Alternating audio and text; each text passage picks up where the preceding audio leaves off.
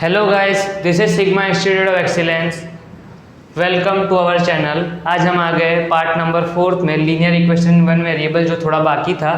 ठीक है, अभी इसकी एक एक्सरसाइज पूरी बाकी है, तो इसको बनाना ज़रूरी था। इसके मैंने पार्ट 3 तक अपलोड कर दिया है, अभी पार्ट 4 है ये, जहाँ पे एक्सरसाइज 2 भी चल रही है और 10 नंबर पे हम आए। जो भी नए हैं वो पार्ट 3 तक आप देख के ज़रूर आना। Mukesh left 1/3 of his property to his son, 1/4 property to his daughter, and the remaining to his wife. If the wife's share was 3,20,000, then how much money did Mukesh have?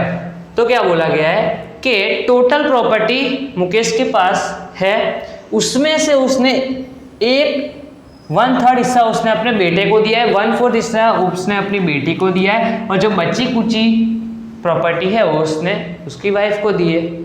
Okay, मतलब अगर समझ लो मेरे पास 120 रुपये, तो उसका 1/3 कितना होगा? 40 रुपये। तो 40 रुपये मैंने किसी को दिए। अगर उसका 1/4 निकाला तो मैंने किसी को 30 रुपये दिए। अब मेरे पास टोटल 120 रुपये, मतलब ये समझ लो, मैं प्रॉपर्टी के एग्जाम्पल से समझाता हूँ। मेरे पास 120 प्रॉपर्टी है, जिसमें से मैंने एक 3 हिस्सा निकाल दिया, मतलब 40 प्रॉपर्टी निकाल दी और 30 प्रॉपर्टी। अब जो बची कुची है वो किसकी थी? वाइफ की थी। तो अगर मैं बेटे की और बेटी की प्रॉपर्टी को माइनस कर दूँ तो क्या मुझे वाइफ की प्रॉपर्टी नहीं मिलेगी? बिल्कुल मिलेगी, 50 होगी जो। ठीक है, वैसे 50 नहीं होगी, ये तो मैंने जस्ट एक एग्जांपल लिया। इसको तो हमें इक्वेशन बना के सॉल्व करना है। ठीक है, देखो, Mukesh left 1/3 property to his, आपको समझ आया टोटल प्रॉपर्टी। इसका मतलब क्या? मुझे टोटल प्रॉपर्टी, देखो यहाँ पे मनी वर्ड यूज़ किया, यहाँ पे प्रॉपर्टी वर्ड यूज़ किया, तो आपको जो लिखना है वो लिख सकते हो। लेट द टोटल प्रॉपर्टी, या फिर मनी लिख दो। मैं ऐसे आपको स्लैश, आपको कोई एक ही लिखना है ताकि आपको कंफ्यूजन ना हो, इसलिए मैंने दोनों लिख दिया इधर। आपको दोनों में से कोई एक लिखना है। लेट द टोटल प्रॉपर्टी या फिर मनी बी एक्स। ओके, अब जिसमें से उसने अपने बेटे को कितनी प्रॉपर्टी दी है? 1/3। ठीक है, 1/3 मतलब टोटल प्रॉपर्टी कितनी है? एक्स है। जैसे कि 120 था अभी, उसका 1/3, तो 120 इधर मल्टीप्लाई होगा ना, तो 120 डिवाइडेड बाय 3, अब जाके ये तो 40 ऐसे आया। ओके, तो वैसे ही टोटल प्रॉपर्टी मेरे पास एक्स है, तो एक्स का 1/3, और उसने अपनी डॉटर को, डॉटर्स शेयर कितना दिया? x/4। ठीक है, अब जो बची कुची प्रॉपर्टी थी, remaining to his wife shares. Okay, मतलब उसके हिस्से का, ये सन के हिस्से का, ये डॉटर के हिस्से का, और ये वाइफ के हिस्से का। देखो, वाइफ के हिस्से का कैसे मिलेगा मुझे? टोटल प्रॉपर्टी मेरी कितनी है? एक्स है। जैसे कि यहाँ पे मेरे पास 120 रुपये थे, उसमें से 40 और 30 रुपये दे दिए थे, तो मेरे पास बचेंगे कितने? तो वैसे ही मेरे पास यहाँ पे टोटल प्रॉपर्टी एक्स है, जिसमें से मैंने बेटे को x/3 प्रॉपर्टी दे दी और x/4 प्रॉपर्टी मैंने बेटे को दे दी, है ना। तो अब वाइफ की प्रॉपर्टी कितनी? तो मुझे इसको सॉल्व करना पड़ेगा। करते हैं सॉल्व। इसका मेरे को एलसीएम लेना पड़ेगा। ठीक है,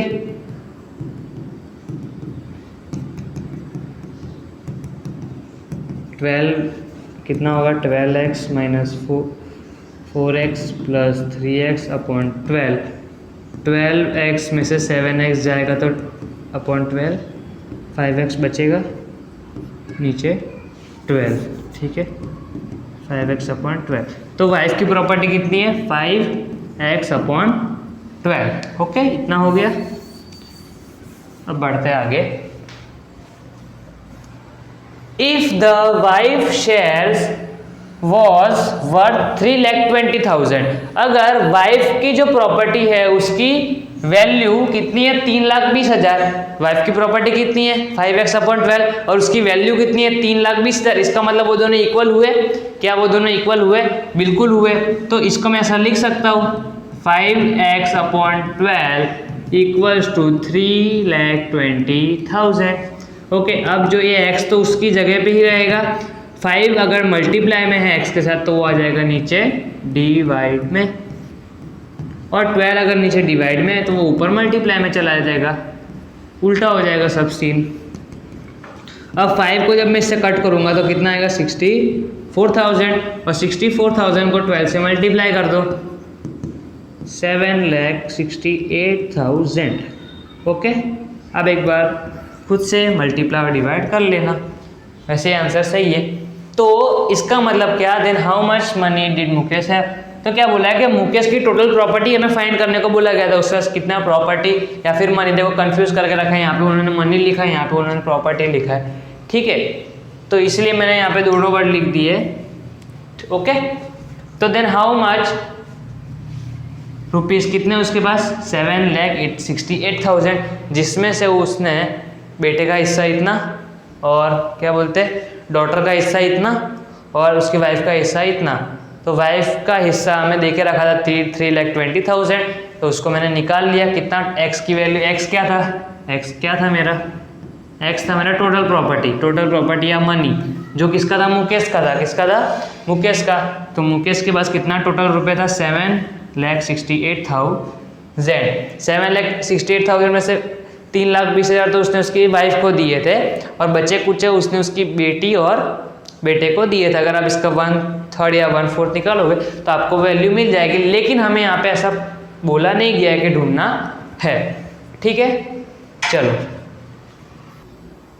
आगे बढ़ते हैं 12 नंबर पे।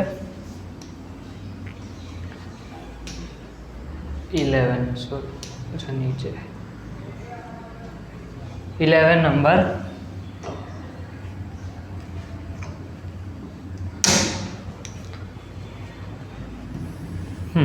क्या बोला गया है, if the length and breadth of a rectangular field are in the ratio 7:3, ठीक है।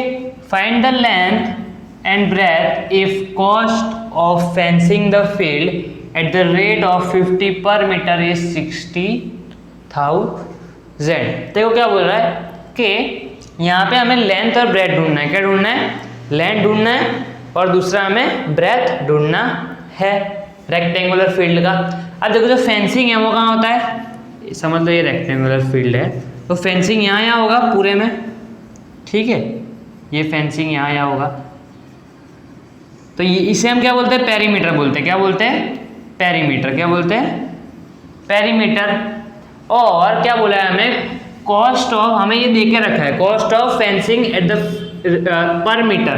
पर मीटर कितना है, 80 रुपीज़। कितना है, पर मीटर 80 रुपीज़ है। उसका उसका हमें प्राइस देख रहा है टोटल 16,000। तो सम करते हैं, आपको आगे आगे पता चल जाएगा।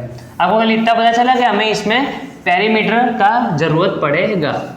एरिया तो पूरा हम जो अंदर से लेते हैं उसे एरिया बोलते हैं, हमें एरिया नहीं। यहाँ पे हमें फेंसिंग कहाँ सिर्फ बार होती है, बाहर होती है ना, वो अंदर थोड़ी होती है, ठीक है। तो हमें यहाँ पे पेरीमीटर लगाना है।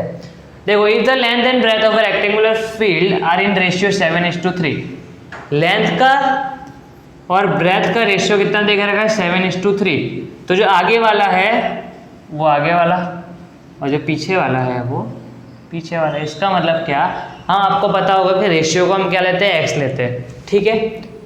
तो लेट द लेंथ कितना हो जाएगा, 7x, और ब्रेथ कितना हो जाएगा, ये b नहीं, हम अज्यूम नहीं, हमें पता है, अज्यूम करेंगे तो यहाँ पे b आएगा।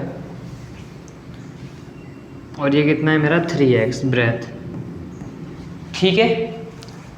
और हमें अब आगे बढ़ते हैं, find the length and breadth. हमें लेंथ और ब्रेथ को फाइंड करना है। If cost of fencing the field at the rate 80 rupees per metre, total 16,000 होगा। मतलब वो जो रेक्टेंगुलर है उसके पूरा यहाँ पे फेंसिंग, ठीक है, पूरा बाहर फेंसिंग करने का 1 मीटर का कितना रुपीज़ है, 80 रुपीज़, ठीक है। 1 मीटर का कितना रुपीज़ है, 80 रुपीज़। तो इस पूरे का फेंसिंग करना मुझे यहाँ से लेके ऐसे ऐसे ऐसे हर जगह, तो टोटल होगा 16,000। कितना होगा, 16,000। तो ये 16,000 मुझे कहाँ से मिलेगा, देखो पेरीमीटर है, ये जो पेरीमीटर है उसको मैं कॉस्ट से मल्टीप्लाई करूँगा, तब जाके मुझे टोटल कॉस्ट मिलेगा ना। क्योंकि पेरीमीटर, ये देखो, ये इधर लेंथ आ जाता है, इधर ब्रेथ आ जाता है ना। ये इधर लेंथ आ जाता है, इधर ब्रेथ आ जाता है। तो पेरीमीटर मल्टीप्लाई बाय कॉस्ट, ठीक है, perimeter multiply by cost of per metre, है ना। फॉर्मूला लगा देते हैं हम, perimeter multiply by cost of fencing ₹80 per metre is equal to cost of total fencing. आपको समझ आ रहा है क्या बोल रहा हूँ मैं? ये जो है इसमें लेंथ आ जाता है, ब्रेथ आ जाता है, तो इस सारे को गिनने का, ठीक है, सबको लेंथ और ब्रेथ दोनों को गिनने का 1 मीटर का 80 रुपीज़ है, टोटल कितना हो जाएगा 60। तो जब मैं 80 को पूरे पेरीमीटर के साथ मल्टीप्लाई करूँगा, 80 रुपीज़ को पेरीमीटर के साथ मल्टीप्लाई करूँगा, तो क्या मुझे मेरा आंसर नहीं मिलेगा 16,000? बिल्कुल मिलेगा, है ना। पेरीमीटर का फॉर्मूला क्या होता है? 2 × L + B। कॉस्ट कितना है? ये 80 रुपीज़ है हमारा, पर मीटर का 80 रुपीज़ है, ठीक है। यहाँ पे 80 मत लिखना, कॉस्ट ऑफ फेंसिंग पर मीटर लिख देते, 80 तो हमें नीचे लिखना। इसका टोटल, इसका प्राइस कितना है? 80 रुपीज़। और कॉस्ट ऑफ टोटल फेंसिंग हमें दे के रखा है कितना? 60,000। यहाँ पे 60,000 हमें दे के रखा है, 16,000 सॉरी। 7x है, 3x है into 80 equals to 16,000। Okay, 7x + 3x कितना होता है? 10x into 80 equals to 16,000। Okay, ये कितना हो जाएगा? 20x। कितना हो जाएगा? 20x into 80 multiply by 16। Okay, समझ आ रहा है आपको? अब ये जो है इन दोनों का मेरे को करना है मल्टीप्लाई। 160 कितना? Sorry 1600 sorry 1600 x equals to 16,000। Okay, अब ये जो 1600 है वो जाएगा नीचे डिवाइड में। क्या? 16,000 नीचे जाएगा, कहाँ जाएगा? डिवाइड में। ये कट, ये कट, कितना आया? 10। कितना आया? 10। क्या कॉल आ रहा है? 2 मिनट, सॉरी हाँ कॉल आ गया था, ठीक है। कितना था? 16,000 था अपॉन 1600। इसको कट किया, इसको कट किया, कितना आएगा मेरा आंसर? 10 आएगा। देखो ये 2 0 कट, ये 16 10 कितना होता है? 160। तो 10 मेरा आंसर आया। कितना आया? 10। x की वैल्यू कितनी आई मेरी? 10। अब मुझे लेंथ और ब्रेथ मिल जाएगा, ठीक है। लेंथ मेरा कितना था? 7x, तो 7 × 10 मतलब 70 मीटर। ओके, ब्रेथ मेरा कितना था? 3x, 3 × 10 30 metre.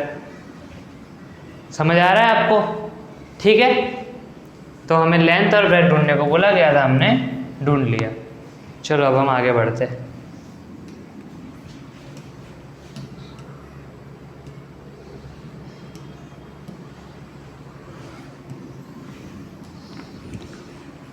देखो क्या बोला है, Seema age is 5 times age age of Reema. ठीक है, 10 years later Seema's age will be thrice the age of Rima. Find the age of Seema after 10 years. चलो क्या बोला गया है यहाँ पे, सीमा की जो एज है वो 5 times age age of Reema. 10 years later Seema's age will be thrice the age of Reema. देखो यहाँ पे क्या बोला है, सीमा की age is 5 times age of Reema. देखो अगर रीमा 10 साल की है तो वो 50 साल की है। कितने की साल की है? 50 साल की। आपको समझ आ रहा है? अगर रीमा 5 साल की है तो उसका 5 टाइम्स कितना होता है, तो सीमा कितने साल की है, 25 साल की है। ठीक है, समझ आ रहा है आपको? तो रीमा की एज अगर मैं एक्स लूँ, let Reema's age be x, तो सीमा की एज क्या होगी, 5x। ठीक है, सीमा एज इज कितनी, 5x। आपको समझ आ रहा है क्या हो रहा है? सीमा की age 5 times age of Reema. देखो अगर रीमा 1 साल की है तो वो कितने साल की है, 5 साल की। आया समझ में? ठीक है, अब क्या बोला है, 10 साल बाद, आज से 10 साल बाद की बात हो रही है। Seema's age will be thrice age age of Reema. तो सबसे पहले 10 साल बाद की बात हो रही है, तो मुझे इसमें 10 ऐड करना पड़ेगा। मेरी बात को समझो, ये अभी की बात ये हो रही थी, ठीक है, अभी की बात ये हो रही थी। अब कब की बात हो रही है, 10 साल बाद की। तो 10 साल बाद की एज तो हमें पता नहीं है, तो इसमें मेरे को 10 ऐड करना पड़ेगा 10 ईयर्स लेटर। इसमें मेरे को 10 ऐड करना पड़ेगा। ये किसकी एज थी, रीमा, और ये सीमा। इसमें मेरे को 10 ऐड करना पड़ेगा। अब हम क्वेश्चन को पढ़ेंगे। ये 10 साल बाद वाली एज है, क्या ये 10 साल बाद वाली एज है। Seema's age will be thrice age of Reema. मतलब अगर रीमा की एज x+10 है तो सीमा की एज 3 गुना है। क्या है, 3 गुना। क्या है, 3 गुना है। आपको समझ आ रहा है? ठीक है, तो 3 × 15 x + 10 = x + 10। तो हमें क्या फाइंड करनी है, find the age of Seema after 10 years. क्या बोला है, find the age of Seema after 10 years. मतलब सीमा की एज 10 साल बाद फाइंड करनी है। Okay, Seema's age will be thrice the age of Reema. अच्छा, विल बी थ्राइस, सॉरी, देखो यहाँ पे क्या है, यहाँ पे 5x + 10 यहाँ पे है, 3 मेरे को उधर मल्टीप्लाई करना है। क्या, 3 मेरे को उधर मल्टीप्लाई करना है। ठीक है, Seema's age will be thrice the age of Reema. तो जब सीमा की एज 5 साल बाद 5x + 10 है, तो उसकी एज x + 10 में वो 3 गुना हो जाएगी। क्या हो जाएगी, 3 गुना। अगर इसकी समझ लो 60 है, कितनी है, 60 है, तो उधर उसकी 20 है, उसका मेरे को 3 गुना करना पड़ेगा, तब जाके इधर 60 होगा, उधर 60 होगा। ये इक्वल होना चाहिए, दोनों इक्वेशन हमेशा इक्वल होने चाहिए। वो वैसे क्वेश्चन पढ़ने में थोड़ी गलती हो गई। ठीक है, आपको समझ आया? तो अब हम सॉल्व करते हैं इसको। 3x + 30, 5x - 3x = 30 - 10, तो 2x = 20, x = 20/2, ये गया, x = 10। x की वैल्यू कितनी आई, 10 आई। ठीक है, x की वैल्यू कितनी आई, 10। लेकिन मुझे क्या बोला है, find the age of Seema after 10 years. तो सीमा की 10 साल बाद वाली एज क्या थी, ये थी ना, ये है ना, ये उसकी एज थी। तो इस एज में Seema's as after 10 years = 5x + कितनी है, 10, उसमें मैं